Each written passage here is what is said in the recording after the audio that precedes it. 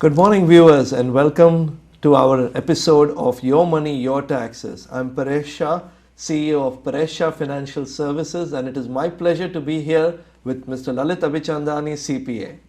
Thank you. Lalit Abichandani is a practicing CPA with 25 years experience in the US. He specializes in US taxation. He has been running a very successful CPA firm in New York.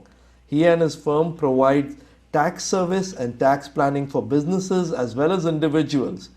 In addition to the regular trading businesses, his firm services healthcare industry, IT industry, hospitality and entertainment industry.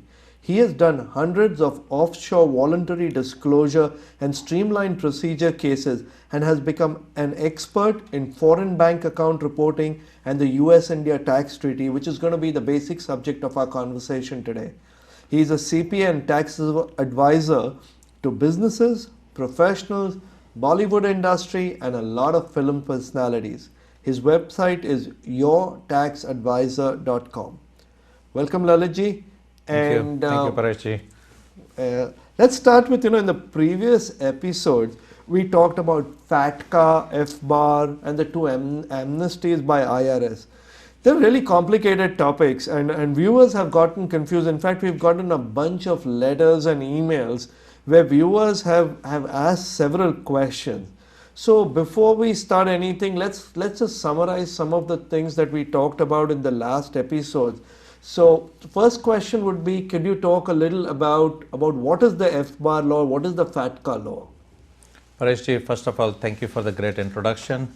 FBAR really has become a very hot topic this year, and I can understand the confusion. So the basic FBAR law is for US persons. If you have a $10,000 or more in overseas bank account, you are required to file an FBAR report.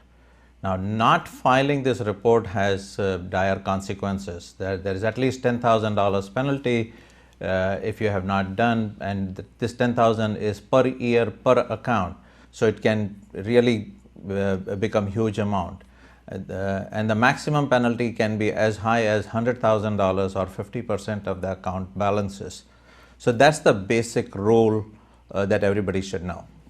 But all these penalties and everything, I can understand, Lalitji, but most of us did not know about this law till recently. So what options do we have, do people have here?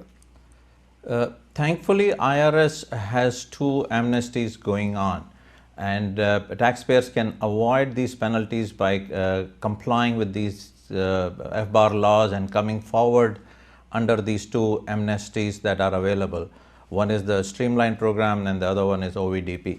But more important than that is the condition that you have to come forward in this before IRS catches you or IRS contacts you, or even IRS has information about you. So you can enter into this program if IRS has not contacted you, and it is important that you do that, otherwise you will be subject to audit. Okay. So I understand that we need to do this in advance and get ourselves upfront. You mentioned two things, two amnesty schemes.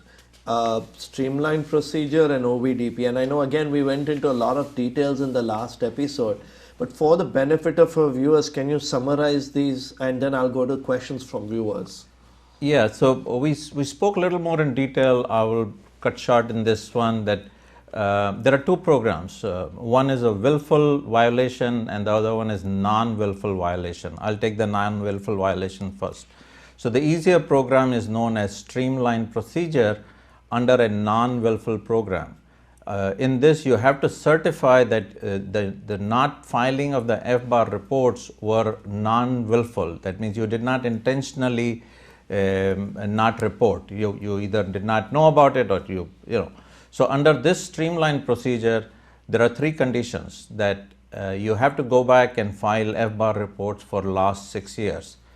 The second one is that you pay 5% penalty for the highest balance during this 6 years. And the third one is that you go back and file amended tax returns for the income that you have received in the last 3 years. So as long as you come forward into these things, and also there is a certification that you have to give that this violation was non-willful. The second program is a lot more complicated and comprehensive, and that is known as Offshore Voluntary Disclosure Program. In this program, you have to go back 8 years as compared to 6 years in Streamline. This one is 8 years of FBAR reports, 8 years of income tax lost, the previous years of income tax filing, and also the penalty is 27.5% penalty for on the highest balance in the last 8 years. And last but not least is the 20% accuracy related penalty on the taxes that you owe. So in addition to the 27.5% penalty, there is 20% penalty on the taxes that you owed that you are paying them now. And it's a very exhaustive process, takes a long time to do the documents, go through the rules and the paperwork, and IRS also takes a long time to go, but at least you have that option available. For those who are not qualified under Streamline can go under OVDP. Thank you, Reggie, but it does sound complicated. I know you've tried your best to make it simple. I would once again say that listening to all of this, a professional and someone with a lot of experience is always needed to help with these kind of things. One of the things that has come about in all these discussions, and this is a category of people, we've talked about US citizens having to file worldwide income, and we've also talked about residents in the US having to file worldwide income. So the question came from one of the viewers was that if you're a green card holder, that means a permanent resident in the US, and you're living overseas, does FBAR and FATCA apply to you? Pareshji, the rule is the same whether you live in United States. Once you're a green card holder, whether you live in United States or overseas, it's the same rule. You are required to file the FBAR report for the amounts over $10,000, and also you are required to file the tax return every year to US government.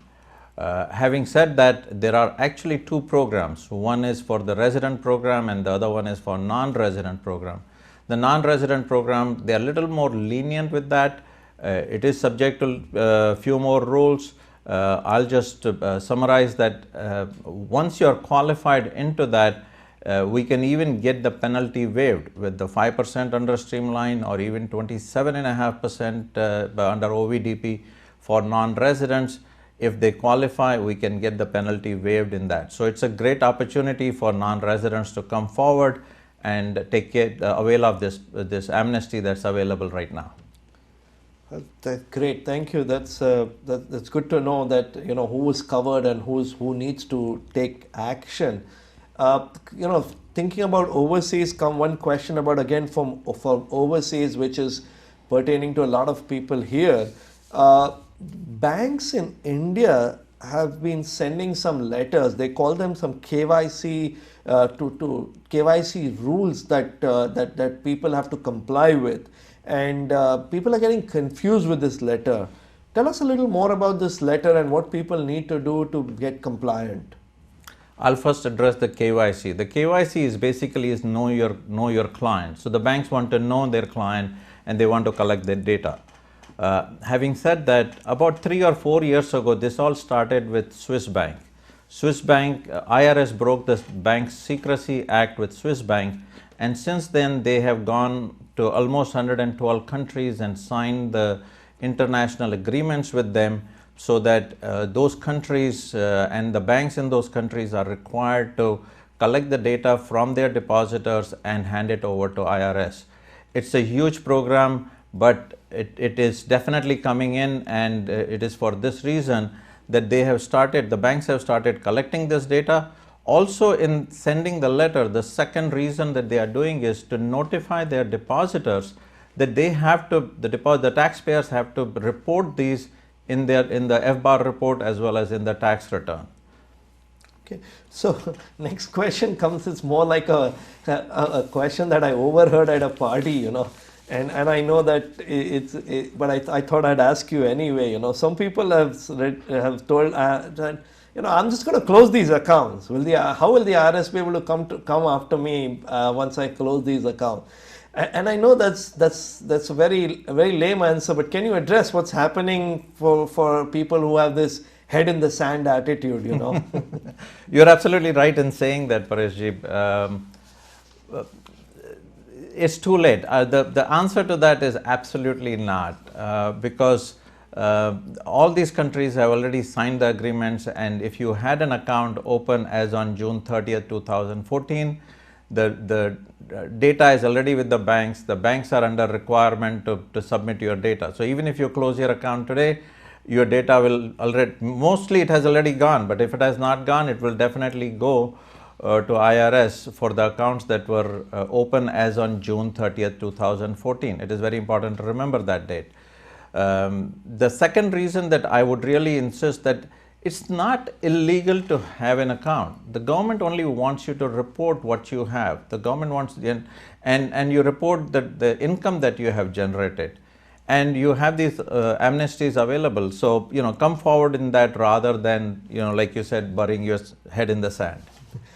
So the next thing that some people, some of our viewers are coming through in questions is, we're talking about all these filings and penalties and everything, and we have to go back and do amended tax returns anyway. Why don't we just do the amended tax return, pay the additional tax, and be done with it? What's all these with penalties and all these things? Why do we need to go through all of that? Pareshji, this is another common question that we get in our practice all the time, that we are willing to pay the taxes, why, and why should we come forward in amnesty? Believe me or not, IRS anticipated that, and they have even named this action known as quiet disclosure, meaning that if you go back in prior years and go and amend your tax returns and pay the taxes, you are actually coming forward and giving them the data, and IRS is sitting with their computers on and tabulating all this data, and they will come back and charge you penalties, which is $10,000 minimum, or audit your tax returns later. So I would avoid this quiet disclosure as well. Again, the amnesties are available, so come forward in one of these two programs rather than exposing yourself in the audits. Wow, that's good to know. People always want a shortcut, and I don't think that's the right way ever to go about it. But this brings us to a very, very important area, which is people who invest in businesses overseas. That means either they own part or full businesses, complete businesses overseas. And it's not that they've done something, they've attempted to do something wrong, but this is part of their business strategy, to grow their business, to expand their business, to have good source for their products here, etc. So what are the laws that are applicable to these people, and what should they be doing? Pareshji, this is another area where IRS is losing lot of tax revenue, and IRS is aware of that, and they want to make sure that the staff is complying, or the taxpayers are complying with this. So even if you have 1% interest, you are required to report this, and if you have received any gifts, you are required to report that. Not doing so has penalties. So my suggestion would be to come forward in this, and rather than taking chances and paying penalties later. Okay. Lalitji, I know we have a couple of more questions, but we are running short on time. Last thing I would like you to share with our viewers. You have your practice handles a lot of these FBAR clients and cases. Talk about typical clients and what people should do to take your help. Pareshji, we have been doing this FBAR and FATCA cases for last 5 years, and we have very interesting cases.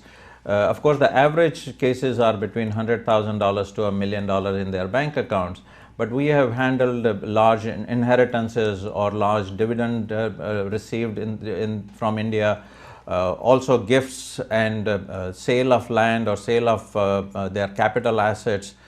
All of that is subject to reporting.